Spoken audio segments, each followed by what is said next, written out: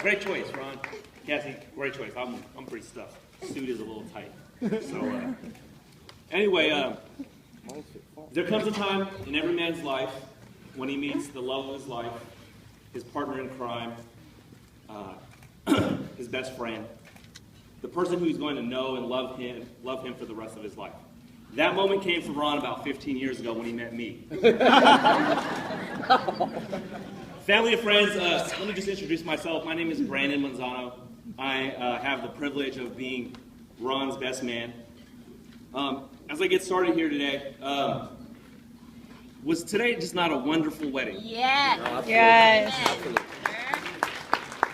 I mean, aside from it being Sunday and there's football, I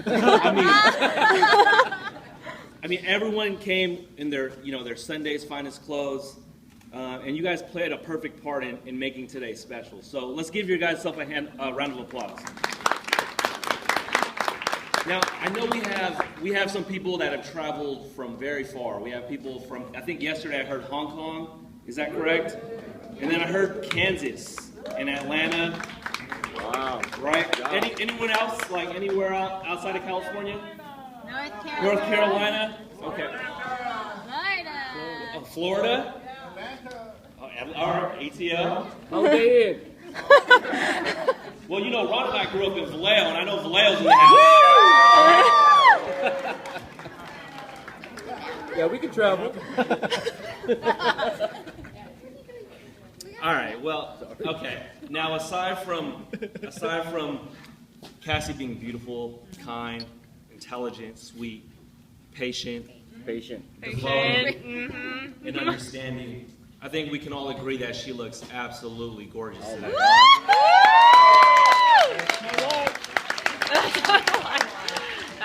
Not a boy, Ron. Not a boy. Ron, I guess it's true what they say. Opposites do attract. No, but in all seriousness, I mean, he's looking pretty sharp today. He has this nice pressed suit.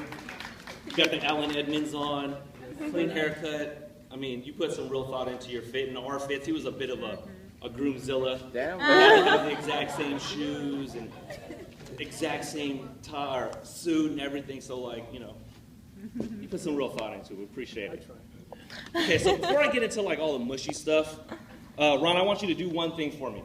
Just one thing. Can you grab Cassie's hand? Okay. And can you put your hand, make sure both your hands are on top of hers. I want you to like really enjoy this moment.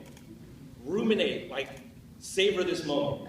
Because this is the last time in this relationship you're going to have the upper hand.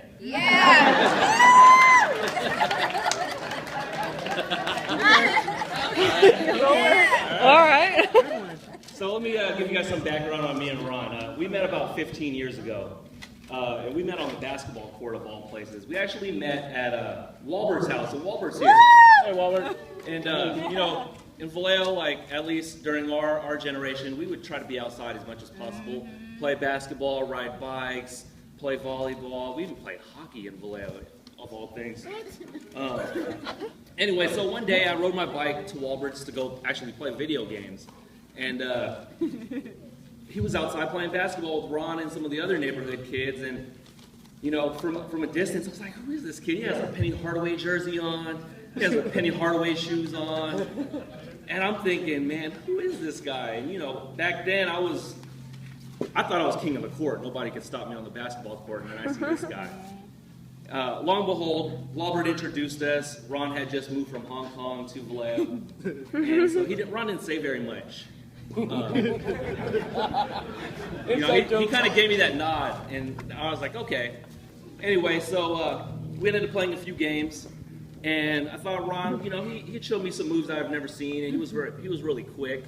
He had a really quick spin move, but you know, other than that, like that didn't mean he was going to win the game. Like I ended up winning a few games that day, but at the end of it, Ron and I actually, I think we found we had a respect for each other, and from that moment on, you know, that's where our friendship began.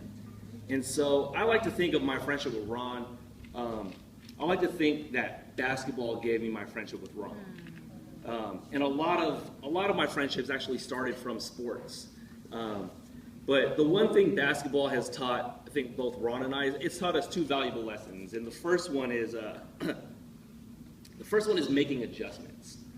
And so every person who plays basketball, you guys know, like, or any sports, you know you have to make adjustments depending on who your opponent is, whatever team it is, whoever's guarding you. You just have to make adjustments. And our friendship has been that way in a lot of ways. Right out of high school, I moved away. Ron moved away. Then we actually moved back to Vallejo, and then moved out of Vallejo. But through all that time, we had to make a lot of adjustments in our friendship because we didn't live close to each other. And the second valuable lesson, actually, that basketball gave us was just to never give up. It's perseverance. And so, a common characteristic. Sorry, guys, I'm getting a little mushy here, but a common characteristic of like Michael or Magic or Bird or Kobe are those guys never gave up on any play. They missed their shot. They go after their own rebound. They would outwit their defenders. They would, what else? They'd go for loose balls. They're willing to do all the small things to make their team win that didn't necessarily show up in the stats. And why? Because they just never gave up. They never gave up on the play. They never gave up on the game, and they never gave up on themselves. So likewise, my friendship with Ron is very much like that. It's required us to both go after our own rebounds when the shots we took in life didn't work out. It's required us to be open about our differing perspectives on issues that we disagree on. And he and I disagree on a lot of things, but that's the beauty of our friendship, is we can entertain the different things that we don't agree on. And it's the other thing that really gets overlooked, because the other thing that really gets overlooked in our friendship is how often we actually keep in contact. With social media these days, people just keep tabs on their friends by Facebook or Twitter or Instagram or whatever it might be. Ron and I actually call each other maybe 2 to 3 times a week. Whether it's like, are we contact, whether it is by Facebook or Gmail or whatever, Instagram or at work. Like at work, I just call this guy, hey, what are you doing? We bug each other. And I think that kind of speaks to the perseverance of our friendship. It's not necessarily, it's not, we always have to hang out. It's just we know what's going on every day with our lives. And so the basic lesson is never give up, never ever give up. And so why am I sharing this stuff with you guys today? Well, Cassie, Ron, I may be Ron's best man, but I think I would assess my friendship as he's the better man. He's my friend. He's been my sounding board, my confidant. Excuse me. Want some water? My brother, and I know from personal experience that he's going to be right there with you to make all the adjustments. And more importantly, when life gets tough, he's gonna be there to persevere with you. He's gonna pull you, he's gonna push you, but more importantly, he's gonna be right by your side. And I know that because that's how my friendship is with him. Now I know from my many conversations with Ron that he cherishes you. He adores his life with you. And I know this because I've seen him grow as a man. I've seen you two grow. And so today is the wedding. But these two have been married for a very, very long time. Have you ever seen how Ron treats Cassie or how Cassie treats Ron? I mean, they really love each other. That's true. And I know guys who say, oh, I love my wife or I love my girlfriend. But he actually shows it. It's not words. I mean, if you ever have seen them together, you know he loves her. And he's not afraid about it. He's not afraid. So that's one thing that I really look up to Ron about.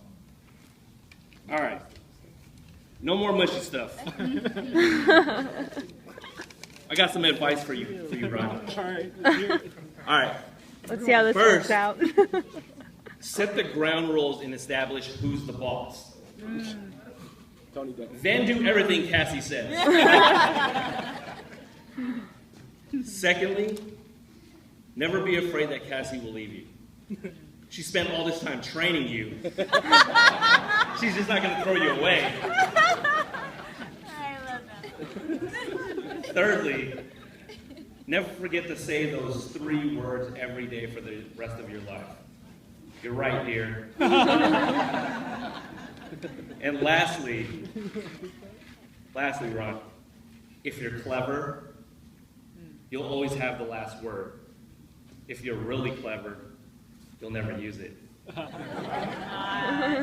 So on that note, if I could ask you guys to join me, if you guys could grab your glass there, stand with me. We do a toast.